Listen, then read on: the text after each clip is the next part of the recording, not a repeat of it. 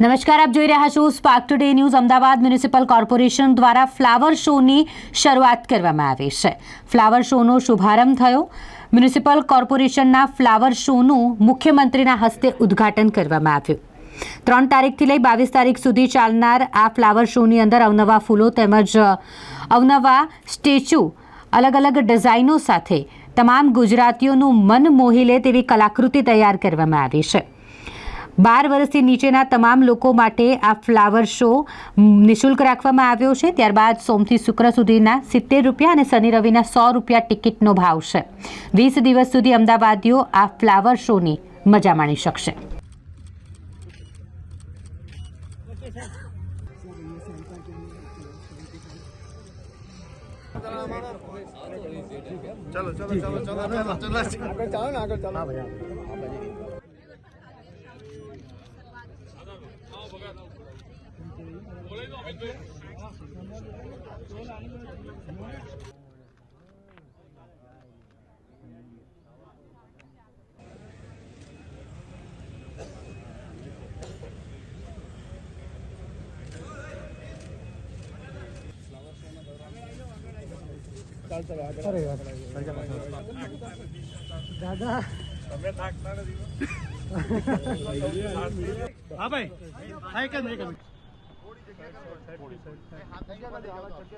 જી, આ flower show હંમેશા મારા માટે ખાસ હોય છે, કારણ કે હું મૂળ અમદાવાદી છું અને અમદાવાદમાં આપણે ગર્વ સાથે કહી શકીએ કે ફ્લાવર શોની લેગસી ઊભી થઈ છે કે જ્યારે કહેવાય કે વૈશ્વિક સ્તરના ફ્લાવર શોની ગરિમા એ આપણા અમદાવાદમાં ઊભી થઈ છે.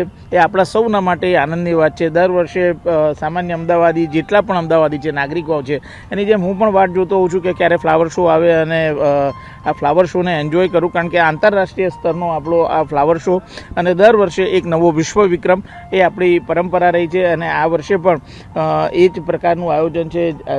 કે આપણા આયોજનમાં જોઈએ કે આગળ જતાં જ જ્યારે આપણે પ્રવેશ લઈએ છીએ ત્યારે બહુ જ વિશાળ હાથી પુષ્પ વર્ષા કરીને આપણું સ્વાગત કરી રહ્યા છે. ત્યાંથી તો સુંદર મજાનો આપણો પ્રવેશ થાય છે.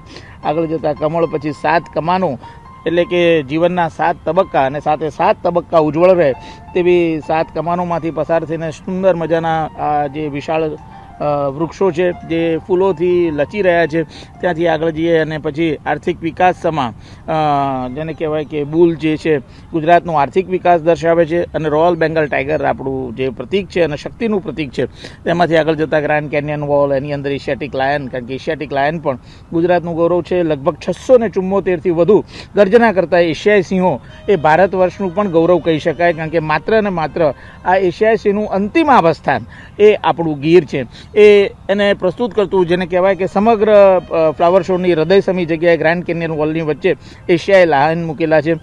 એમ આગળ જઈએ તો નંદી, બૃહદેશ્વર મહાદેવ અને સૌથી છેલ્લે જ્યારે જોવા જઈએ ત્યારે વિશાળ બુકે પણ બનાવેલો છે. એટલે આ વખતનો ફ્લાવર શો જોઉં છું, દર વર્ષે જોઉં છું કે ફ્લાવર શો પોતાનું એક નવું સ્તર બનાવે છે, એક નવો આયામ બનાવે છે, પોતાનો નવો રેકોર્ડ બનાવે છે અને ગયા વખતે જે ફ્લાવર શો થયો હોય એના કરતાં વધારે ઉમદા બનતો હોય છે.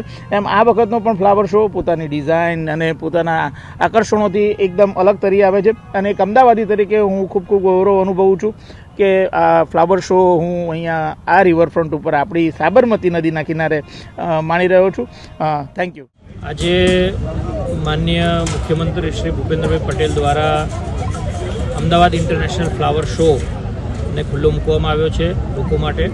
ઘણા બધા વિવિધ આકર્ષણો દર વર્ષે કરીએ છીએ, એનાથી વિશેષ આ વખતે કરવાનો પ્રયત્ન કર્યો છે. સવારે 9થી રાત્રે 10 વાગ્યા સુધી આ ખુલ્લો રહેશે. સવારે અને સાંજે 2 1 કલાકના પ્રીમિયમ સ્લોટ રાખવામાં આવ્યા છે, સવારે 8થી 9, રાત્રે 10થી 11 માટે. આ ઉપરાંત જે અલગ અલગ સ્કલ્પચર છે, લગભગ 20થી વધુ પ્રકારના સ્કલ્પચર જે મૂક્યા છે એમાં QR કોડ મૂક્યા છે. QR કોડને સ્કેન કરતાં ગુજરાતી, હિન્દી, ઇંગ્લિશની અંદર ઓડિયો દરેકના મોબાઈલમાં વાગશે અને એ સાંભળીને એનું વર્ણન એ સાંભળી શકશે. આ ઉપરાંત વિવિધ ફૂડ સ્ટોલ્સ છે. વિશેષ વાત કરીએ તો મન કી બાતનો એક સ્ટોલ રાખ્યો છે. માનનીય વડાપ્રધાન શ્રી નરેન્દ્રભાઈ મોદી દ્વારા જે દર મહિને મન કી બાત કરવામાં આવે છે, એ મન કી બાતના વિવિધ એપિસોડની અંદર જે વિવિધ વાતો કરવામાં આવી છે એનો એક સ્ટોલ છે. આ ઉપરાંત આપણે જે અહીંયા પાછળ જોઈ રહ્યા છીએ એ બુકે એ બિગેસ્ટ બુકેના ગિનિસ બુક ઓફ વર્લ્ડ રેકોર્ડમાં સ્થાન પામવા માટેનો એક પ્રયત્ન પણ અમદાવાદ મ્યુનિસિપલ કોર્પોરેશને આ વખતે કર્યો છે અને લગભગ એમાં આપણે સફળ થઈશું. આ ઉપરાંત વિવિધ બાળકો માટેના સ્ટોલ્સ છે, બાળકો માટેના ઝોન છે. કુલ 6 ઝોનમાં આ ફ્લાવર શોને વિભાજિત કરવામાં આવ્યો છે. એટલે મહિલા, બાળકો, વરિષ્ઠજનો, યુવાનો બધાને પસંદ આવે એ પ્રકારના 15 લાખથી વધુ અલગ અલગ પ્રજાતિના જે છોડ છે એ રાખવામાં આવ્યા છે. અને આ વખતે આ પ્રકારની વ્યવસ્થા કરી અને ચોક્કસ એવું છે કે ભાઈ લોકોને આ વખતનો અમદાવાદ ઇન્ટરનેશનલ ફ્લાવર શો જે છે એ પસંદ આવશે.